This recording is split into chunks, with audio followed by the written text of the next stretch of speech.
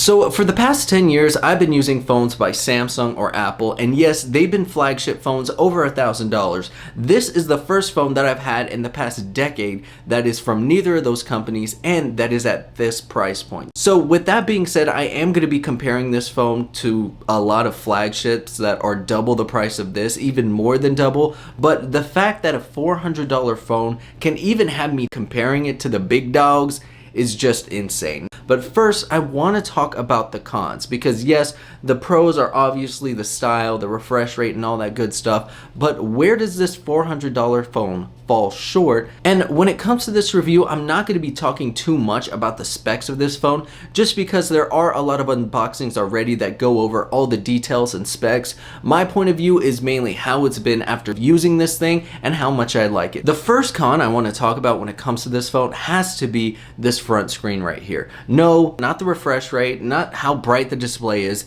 but just the fact that this front screen gets so many scratches. Keep in mind, it's nothing too deep, and you really have to angle your phone whenever it's off to see all of the scratches, but there are a lot. Now, the second thing I want to talk about when it comes to the cons of this phone has to be the camera. Now, the pictures look absolutely amazing, but when it comes to the video, that's where it does get a little bit pixelated, gets a little busy, a lot of noise in the videos.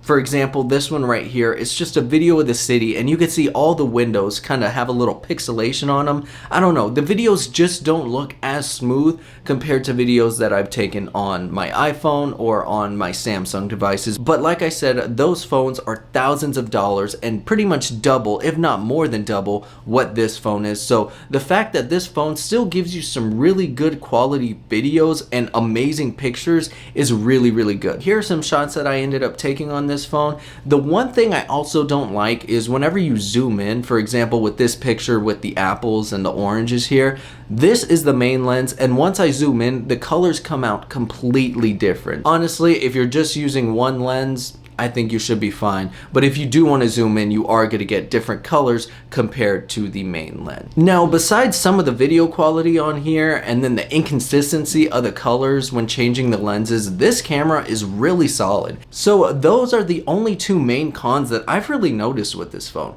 Some people may say the size is a little big. Now, I will say it is massive, but most phones are big anyways. This is my wife's iPhone 15.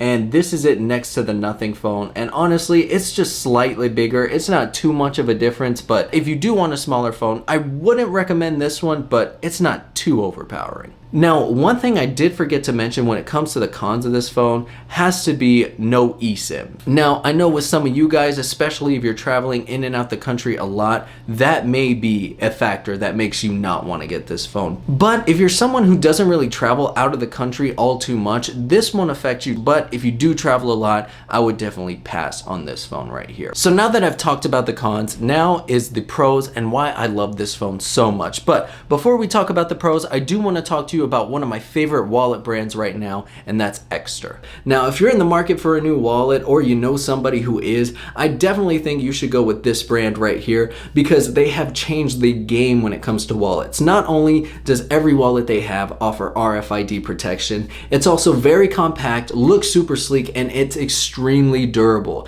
Now, I've owned an Extra wallet for about 1.5 years now. I got another one just because I love my first one so much, and this is a brand that I absolutely love. If you want to go ahead and get one, I have a link in my description below, and on top of that, if you use my code Rendon, you'll get an extra percentage off on top of whatever the discount is, and you'll be helping out the channel, so that would mean a lot. Also, if you do want to help out the channel, go ahead, hit the subscribe button. Anyways, let's talk about the pros. The main reason why I love this phone has to be the design. When it comes to the style of this phone, this looks absolutely beautiful. I have the white version. It also comes in blue and black. I did want the blue one, but I would have to wait for it, so I was like, I'll just get the white one. But the white one looks really good too. Reminds me of a nice little stormtrooper white, and I do like the red accent right here.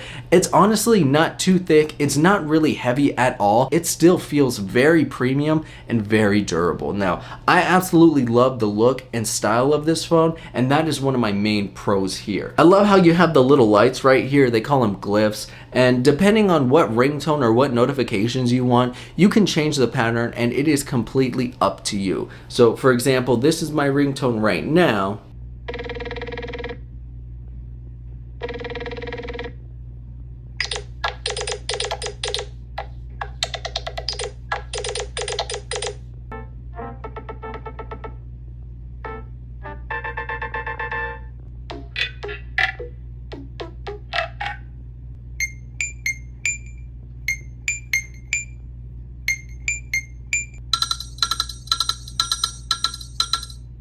And those are just a few of the ringtones that you can have on this thing. There are so many different ones, and if you wanted to, you could even create your own. And another thing I love about this phone is the fact that for $379, you are getting a 120 hertz refresh rate on your screen. And also, when it comes to the screen brightness, when I'm using this outside, it looks really good. It's not too dim. Yes, it could be slightly brighter, but honestly, it's not too bad and it will do the job. Besides the screen, something else I love about this phone has to be the battery. Now this thing lasts me all day. I don't have to run and find a charger all the time like I did with my Z Flip 6. If you're looking for a phone that's super reliable when it comes to the battery, this one is an amazing option. Now, one thing I absolutely love about this phone that I thought was going to be a little gimmicky is their little AI feature. And unlike most of these crazy AI features that are happening now, they didn't deep dive too much into that. What they do is they have a button right here dedicated to your AI space, and it's called Essential Space. So let's say I wanted to set a reminder to get my dog Rocky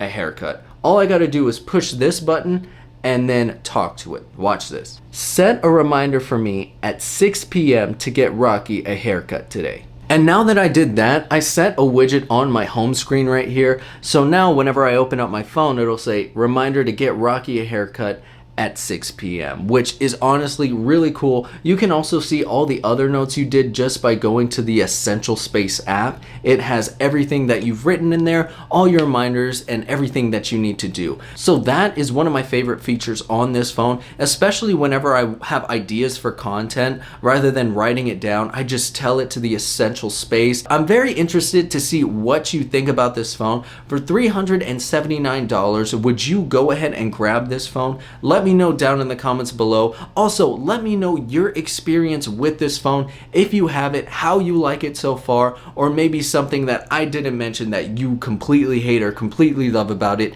Leave down in the comments below. Anyways, thank you so much for watching. If you have any comments or questions or anything like that, please let me know down in the comments below. And don't forget, like, subscribe, and I'll catch you next time. Peace.